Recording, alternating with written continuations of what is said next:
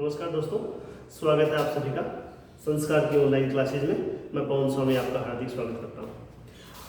कल पहले जो वीडियो हो चुके हैं उसमें हमने सबसे पहले समायोजन पढ़ा था, उसके बाद में हमने अभिप्रेरणा पढ़ी थी, उसके बाद में व्यक्तिगत विभिन्नताएं। आज हम स्टार्ट करने वाले हैं बाल विकास। देखिए, रीट भर्ती परीक्षा के अनुसार बाल विकास का जो टॉपिक है वो बहुत ही इंपॉर्टेंट टॉपिक है। कम से कम बाल विकास से 5 से लेकर 6 प्रश्न हर परीक्षा में आते हैं। कोई भी शिक्षक भर्ती परीक्षा हो 5 से 6 प्रश्न उसमें आ जाते हैं। बाल विकास के अंदर हम पढ़ेंगे बाल विकास का सामान्य परिचय, उसके बाद में हम पढ़ेंगे अभिवृद्धि एवं विकास, और उसके बाद में हम बाल विकास की जो अवस्थाएं हैं, सबसे पहले शिशुअवस्था, उसके बाद में बाल्यावस्था और उसके बाद में किशोर अवस्था। और प्रत्येक अवस्था को हम शारीरिक, मानसिक, सामाजिक और संवेगात्मक 4 पार्ट में पढ़ेंगे। शिशुअवस्था को 4 पार्ट में पढ़ेंगे, और इसके बाद में हम बाल्यावस्था को 4 पार्ट में पढ़ेंगे, और इसके बाद में हम किशोर अवस्था को भी 4 पार्टों में हम पढ़ने वाले हैं। तो बाल विकास जो है बहुत ही इंपॉर्टेंट टॉपिक है, और जो नए स्टूडेंट हैं इसी बार जिन्होंने बीएड किया है, जो पहली बार भर्ती के अंदर शामिल होने जा रहे हैं, उनके लिए बहुत ही महत्वपूर्ण टॉपिक है। बाल विकास टॉपिक बहुत ही आसान होता है, लेकिन ऐसे लगता है कि जैसे बहुत ही टफ है, इससे टफ कुछ हो ही नहीं सकता। इसके प्रश्नों की जो प्रकृति होती है वो थोड़ी सी टफ होती है। तो आज हम बाल विकास के बारे में विस्तार से चर्चा करेंगे। इस वीडियो को आप ध्यान से देखना। बाल विकास अगर आपके क्लियर हो जाता है तो निश्चित मान के चलिए कि आपका 50% मनोविज्ञान कंप्लीट हो जाता है, एक अकेले बाल विकास। तो आज हम बात करने वाले हैं बाल विकास। देखिए, बाल विकास पहले हम बात करते थे बाल मनोविज्ञान की। बाल मनोविज्ञान, देखिए मनोविज्ञान के बारे में हमने बहुत सारा पहले हम पढ़ चुके हैं। हमने बीएड के अंदर भी पढ़ा होगा कि मनोविज्ञान जो है उसके नियमों और सिद्धांतों का अगर प्रयोग बालक के संदर्भ में किया जाता है तो वो बाल मनोविज्ञान कहलाता है। मनोविज्ञान की बहुत सारी शाखाएं हैं, शिक्षा मनोविज्ञान, बाल मनोविज्ञान, शिशु मनोविज्ञान, किशोर मनोविज्ञान, औद्योगिक मनोविज्ञान, चिकित्सा मनोविज्ञान, बहुत सारी मनोविज्ञान की शाखाएं हैं, जिसमें से बाल मनोविज्ञान एक इम्पोर्टेंट मनोविज्ञान की शाखा है जो हमारे सिलेबस के अंतर्गत है, और ये मनोविज्ञान की पहली इकाई मानी जाती है। मनोविज्ञान की पहली इकाई कौन सी है? बाल विकास है। देखिए, बाल मनोविज्ञान, पहले बाल मनोविज्ञान शब्द का उपयोग किया जाता था जब मनोविज्ञान दर्शन शास्त्र का एक भाग हुआ करता था, तब बाल मनोविज्ञान शब्द का प्रयोग किया जाता था। लेकिन 16वीं शताब्दी के बाद, कौन सी शताब्दी? 16वीं शताब्दी। 16वीं शताब्दी के बाद में बाल मनोविज्ञान के स्थान पर शब्द प्रयोग होगा बाल विकास। जैसे 16वीं शताब्दी आती है, 16वीं शताब्दी के बाद में बाल मनोविज्ञान के स्थान पर बाल विकास शब्द का प्रयोग किया जाने लगा था। क्यों लगा था? देखिए, बाल मनोविज्ञान में क्या दिक्कत थी और बाल विकास शब्द का प्रयोग क्यों हुआ? एक मनोवैज्ञानिक है बर्क, एक मनोविज्ञान कौन है? बर्क है। और बर्क कहते हैं कि गर्भावस्था से किशोर अवस्था, गर्भावस्था से किशोर अवस्था कह सकते हैं 18 वर्ष तक, या फिर ये कह सकते हैं परिपक्व अवस्था तक। बर्क क्या कहते हैं कि गर्भावस्था से लेकर किशोर अवस्था कह सकते हैं, या फिर हम कह सकते हैं 18 वर्ष तक कह सकते हैं, या फिर कह सकते हैं परिपक्व अवस्था तक जिसमें अध्ययन किया जाता है वो क्या कहलाता है? बाल विकास कहलाता है। यानी गर्भावस्था से लेकर किशोर अवस्था तक का अध्ययन किसके अंतर्गत किया जाता है? बाल विकास के अंतर्गत किया जाता है। अब देखिए, मनोविज्ञान की जब हम बात करते हैं, मनोविज्ञान सबसे पहले होता है आत्मा का विज्ञान। आत्मा का विज्ञान सबसे पहले क्या था? मनोविज्ञान आत्मा का विज्ञान था। उसके बाद में बनता है मन और मस्तिष्क का विज्ञान। इसके बाद में बनता है चेतना का विज्ञान, और इसके बाद में बनता है व्यवहार का विज्ञान। मनोविज्ञान इन 4 अवस्थाओं से गुजरता है। सबसे पहले आत्मा का विज्ञान, उसके बाद में मन और मस्तिष्क का विज्ञान, उसके बाद में चेतना का विज्ञान, उसके बाद में व्यवहार का विज्ञान। देखिए, मनोविज्ञान के अंतर्गत किसी भी विषय वस्तु का वैज्ञानिक अध्ययन किया जाता है, विस्तृत अध्ययन किया जाता है, वो क्या कहलाता है? मनोविज्ञान कहलाता है। एक बालक का वैज्ञानिक अध्ययन जब हम करते हैं तो वो क्या कहलाएगा? बाल मनोविज्ञान कहलाएगा। लेकिन जब तक हमारे पास बच्चा उपस्थित नहीं है तब तक हम ना तो उसकी आत्मा का अध्ययन कर सकते हैं, ना ही मन मस्तिष्क का अध्ययन कर सकते हैं, ना ही चेतना का अध्ययन कर सकते हैं और ना ही व्यवहार का अध्ययन हम कर सकते हैं। तब मनोवैज्ञानिकों ने कहा कि जब हम आत्मा का अध्ययन नहीं कर सकते, मन मस्तिष्क का अध्ययन नहीं कर सकते, चेतना का अध्ययन नहीं कर सकते, व्यवहार का अध्ययन नहीं कर सकते, वर्तमान काल में मनोविज्ञान क्या माना जाता है? व्यवहार का अध्ययन माना जाता है। मनोविज्ञान क्या माना जाता है? वर्तमान काल में व्यवहार का अध्ययन माना जाता है। और जब हम एक बालक का व्यवहार का अध्ययन नहीं कर पाते हैं वो क्या नहीं हो सकता? बाल मनोविज्ञान नहीं हो सकता। तब मनोवैज्ञानिकों का मानना है कि इसकी जगह बाल मनोविज्ञान के स्थान पर क्या प्रयोग किया जाए? बाल विकास शब्द का प्रयोग किया जाए, क्योंकि बाल विकास जो है उस बाल विकास में बालक के विकास का अध्ययन किया जाता है। क्या किया जाता है? बाल विकास में क्या किया जाता है? बालक के विकास का अध्ययन किया जाता है। और बालक का विकास कब प्रारंभ होता है? जब वो अपनी माता के गर्भ में आता है, गर्भावस्था से लेकर किशोर अवस्था तक उसके विकास का क्या किया जा सकता है? अध्ययन किया जा सकता है। जब वो पैदा नहीं होता उससे पहले उसका अध्ययन प्रारंभ हो जाता है, वो क्या करेगा? बाल विकास करेगा। तो आपके समझ में आ गया होगा कि बाल मनोविज्ञान के स्थान पर बाल विकास शब्द का प्रयोग क्यों किया गया? आत्मा का अध्ययन नहीं हो सकता, मन का नहीं हो सकता, चेतना का नहीं हो सकता और वर्तमान काल में इसको हम व्यवहार का विज्ञान मानते हैं तो व्यवहार का अध्ययन भी नहीं किया जा सकता, केवल उसके विकास का अध्ययन किया जा सकता है। इसलिए इसको हम क्या कर सकते हैं?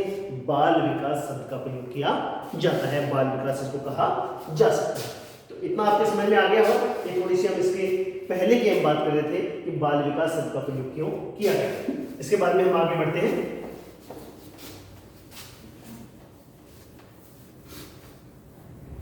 तो हम पढ़ने वाले हैं बाल विकास। हम बात कर रहे हैं बाल विकास की। और बाल विकास क्या है कि एक बालक का अध्ययन करेंगे वो क्या कहलाएगा? बालक के विकास का अध्ययन करेंगे वो क्या कहलाएगा? बाल विकास कहलाएगा। अब देखिए बाल विकास के सामान्य परिचय की हम बात करते हैं। बाल विकास का सामान्य परिचय,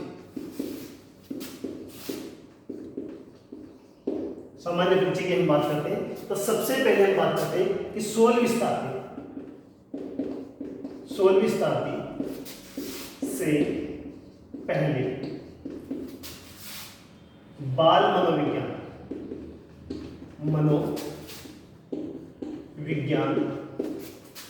शब्द का प्रयोग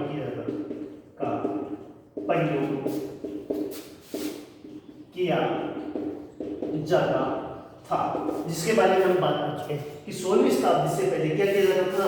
बाल विकास के स्थान पर बाल मनोविज्ञान शब्द का प्रयोग किया जाता था, जिसको हम विस्तार से बात कर चुके हैं।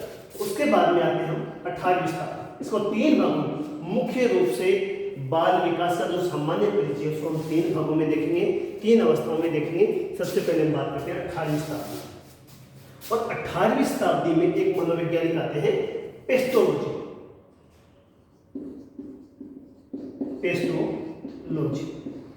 18वीं शताब्दी में एक मनोवैज्ञानिक आते हैं पेस्टोलॉजी।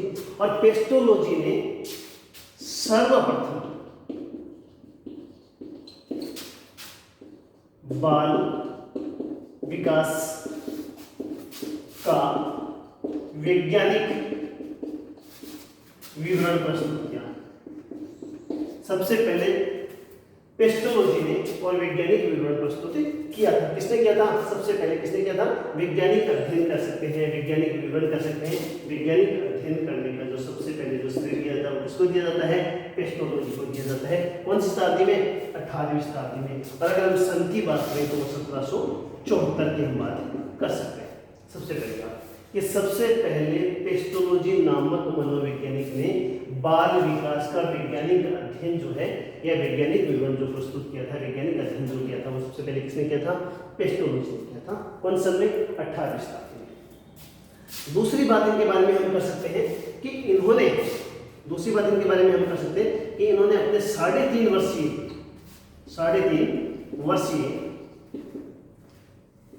वर्षीय पुत्र अल्बर्ट, इन्होंने अपने 3.5 वर्षीय पुत्र अल्बर्ट का अध्ययन करते हुए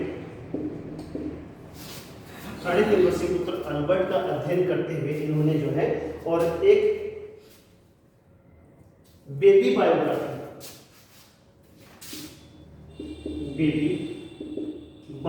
प्रस्तुत की।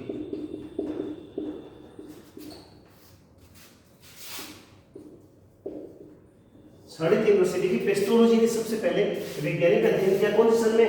1774 में, या सदी की बात करते हैं 18वीं शताब्दी में। 3.5 वर्षीय पुत्र अल्बर्ट का जो है इन्होंने अध्ययन किया और उनका अध्ययन करते हुए बेबी बायोग्राफी प्रस्तुति की सबसे पहले जो बात की 18वीं शताब्दी की। इसके बाद में हम बात करते हैं 19वीं शताब्दी। अब आते हैं 19वीं शताब्दी में। 19वीं शताब्दी में हम बात करते हैं कि अमेरिका का न्यूयॉर्क शहर, अमेरिका का न्यूयॉर्क शहर में सबसे पहले बाल अध्ययन आंदोलन चलाया। अमेरिका का जो न्यूयॉर्क शहर है उसमें सबसे पहले बाल अध्ययन आंदोलन चलाया गया। किसके द्वारा चलाया गया? स्टैनली हॉल के द्वारा। स्टैनली हॉल के द्वारा। अब स्टैनली हॉल के दो प्रश्न बनते हैं कि बाल अध्ययन आंदोलन के जन्मदाता कौन है? स्टैनली हॉल है, इसको हम क्या कर सकते हैं? जन्मदाता भी कर सकते हैं। बाल अध्ययन आंदोलन के जन्मदाता कौन है? तो स्टैनली हॉल है।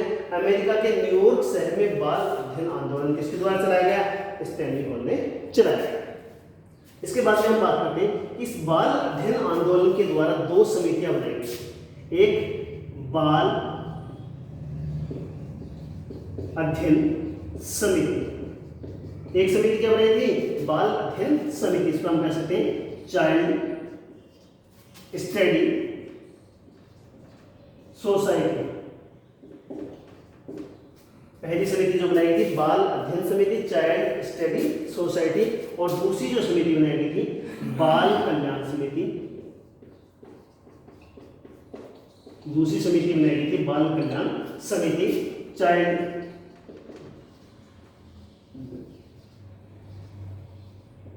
Welfare society. दो समितियों का निर्माण किया गया, बाल अध्ययन समिति, बाल कल्याण समिति, चाइल्ड स्टडी सोसाइटी, और बाल कल्याण समिति, चाइल्ड वेलफेयर सोसाइटी। तो दूसरी बात हमने क्या की? 19वीं शताब्दी में अमेरिका के न्यूयॉर्क शहर में सबसे पहले बाल अध्ययन आंदोलन चलाया गया। बाल अध्ययन आंदोलन के जन्मदाता कौन है? स्टैनली हॉल है, और इनके द्वारा दो समितियों का निर्माण किया गया था, बाल अध्ययन समिति और बाल कल्याण समिति। एक बार स्क्रीनशॉट लीजिए, इसके बाद में हम आगे बढ़ते हैं। तो हम बात कर रहे थे 19वीं शताब्दी की, और 19वीं शताब्दी में स्टैनली हॉल बाल अध्ययन आंदोलन के जन्मदाता। परीक्षा में पूछा गया प्रश्न, बाल अध्ययन आंदोलन का जन्मदाता किसको माना जाता है? स्टैनली हॉल को माना जाता है। और इसके बाद में हमने बात की थी कि दो समितियों का निर्माण किया गया था, बाल अध्ययन समिति, चाइल्ड स्टडी सोसाइटी, और दूसरी बाल कल्याण समिति, चाइल्ड वेलफेयर सोसाइटी। इसके बारे में हम बात कर चुके हैं। इसके बारे में एक प्रश्न और आता है कि सबसे पहले प्रश्नावली का निर्माण किसने किया था? एक प्रश्न बहुत बार परीक्षा में आता है, आपके मेथड में भी आ जाता है, मनोविज्ञान में भी आ जाता है, व्यक्तित्व में भी आ जाता है, अधिगम में भी आ जाता है कि सबसे पहले प्रश्नावली का निर्माण करने का श्रेय किसको दिया जाता है? तो वुडवर्थ को दिया जाता है। याद रखना कि प्रश्नावली का निर्माण करने का सर्वप्रथम प्रश्नावली का निर्माण किसने किया था? वुडवर्थ ने किया था। सबसे पहले प्रश्नावली का निर्माण करने का श्रेय दिया जाता है, वो किसको दिया जाता है? वुडवर्थ को दिया जाता है। लेकिन एक प्रश्न और बनता है कि सर्वप्रथम बाल प्रश्नावली, सर्वप्रथम बाल प्रश्नावली का निर्माण का श्रेय किसको दिया जाता है? इसका नाम आता है स्टैनली हॉल का नाम आता है। इन दोनों को आप ध्यान में रखना। ये सर्वप्रथम प्रश्नावली का जो निर्माण आता है, मेथड में आता है, व्यक्तित्व में भी आता है, प्रश्नावली विधि आती है, व्यक्तित्व के अंदर भी आती है और अधिगम के अंदर भी प्रश्न पूछ लिया जाता है। तो प्रश्नावली का निर्माण करने का सर्वप्रथम किसको दिया जाता है? वुडवर्थ को दिया जाता है। लेकिन बाल प्रश्नावली का निर्माण की अगर बात की जाती है तो किसने की थी? स्टैनली को की थी। तो 19वीं शताब्दी की हम बात कर चुके हैं। 18वीं शताब्दी की सर्वप्रथम कौन आते हैं? पेस्टोलॉजी आते हैं। उन्होंने अपने 3.5 वर्षीय बालक जो है अल्बर्ट, पुत्र अल्बर्ट है, उसका अध्ययन करते हैं और उसी के आधार पर जो है बेबी बायोग्राफी तैयार करते हैं। उसके बाद में 19वीं शताब्दी में स्टैनली हो जाते हैं और इसके बाद में हम बात करते हैं 20वीं शताब्दी। 20वीं शताब्दी में आते हैं क्रो एंड क्रो। 20वीं शताब्दी में कौन आते हैं? Crow and crow. और क्रो एंड क्रो क्या कहते हैं कि 20वीं शताब्दी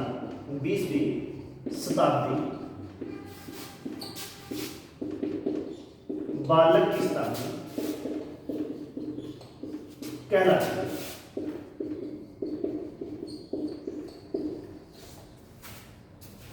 20वीं शताब्दी किसकी शताब्दी कहलाती है?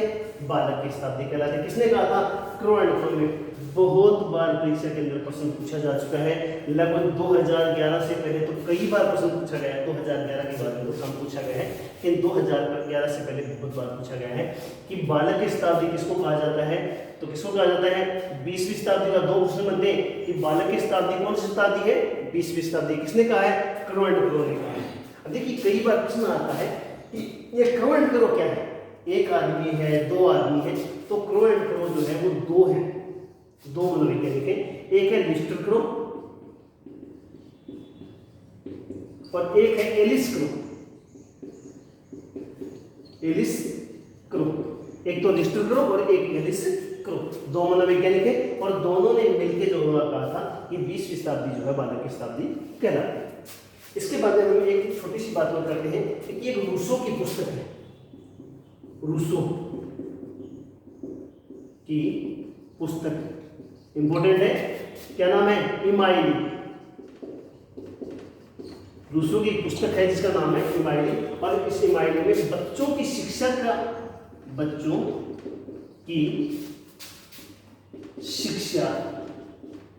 के अध्ययन के संदर्भ में जानकारी मिलती है।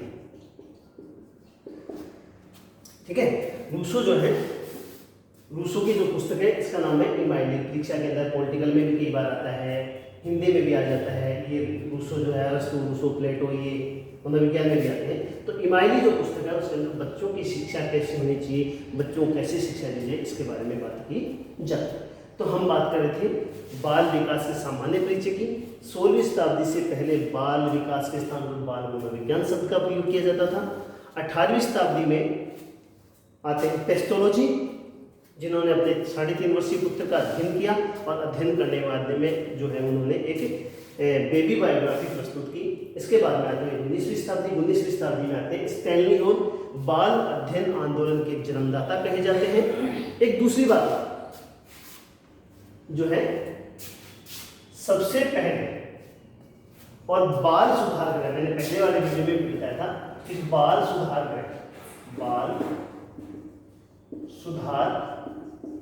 गृह का निर्माण सबसे पहले कहाँ किया गया? तो अमेरिका के न्यूयॉर्क शहर में सबसे पहले बाल सुधार गृह का निर्माण किया गया। कौन से शहर में? अमेरिका का न्यूयॉर्क जो शहर है उसमें बाल सुधार गृह का निर्माण किया गया। तो हमने बात की थी 19वीं शताब्दी, 2 समितियां बनाई जाती हैं, बाल कल्याण समिति, बाल अध्ययन समिति। और 20वीं शताब्दी जो आती है उसमें क्रो एंड क्रो कहते हैं कि 20वीं शताब्दी बालक की शताब्दी कहलाती है। यहाँ से 2 प्रश्न बनते हैं कि बालक की शताब्दी किसको कहा जाता है? तो 20वीं शताब्दी को कहा जाता है।